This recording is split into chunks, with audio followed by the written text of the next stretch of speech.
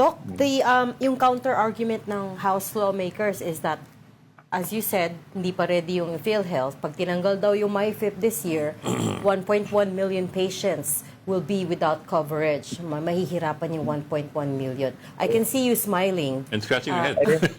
Kasi tinan nyo, last year itim pa yung buhok ko eh. Pero kakapakinig sa ating mambabatas na muti na eh. Ako nga, Doc, naubos eh. Sinabi na nga ng ating Supreme Court, kung underperforming ang PhilHealth, hindi solusyon na bawasan ang kanyang pondo. Hindi ba? Ang diin-din ng pagkasabi nun eh. Bakit sinasabi na naman natin, ay, hindi pa ready ang PhilHealth, bawasan natin ang pondo, lagay natin sa MyFIP. Supreme Court na yung nagsalita na maling, maling dahilan yan for defunding PhilHealth. But yung figure na 1.1 million patients, what do you know about this? Is this accurate? Where did they get that figure kaya? Ano yun? 1.1 million na ano yun? Patients. 1.1 na mahihirapan daw if you take out MyFIP this year. They won't have any safety nets. Kumusta naman si Doc?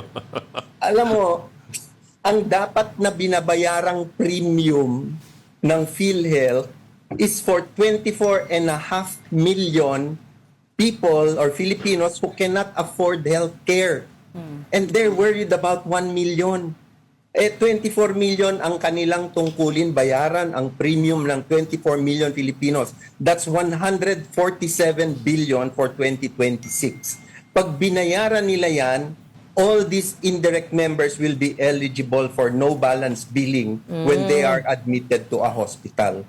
So, parang hindi ko alam saan kinukuha yung figures na siguro parang galing sa imagination yata yan eh.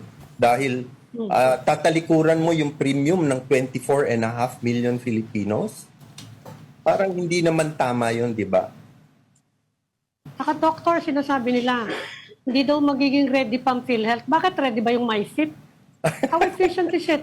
In fact, sinasabi nung Philippine Hospital Association, hindi nga daw sila nababayaran doon sa mga guarantee letters ng mga Yes. At ng mga politiko. Nagre-reklamo nga sila eh.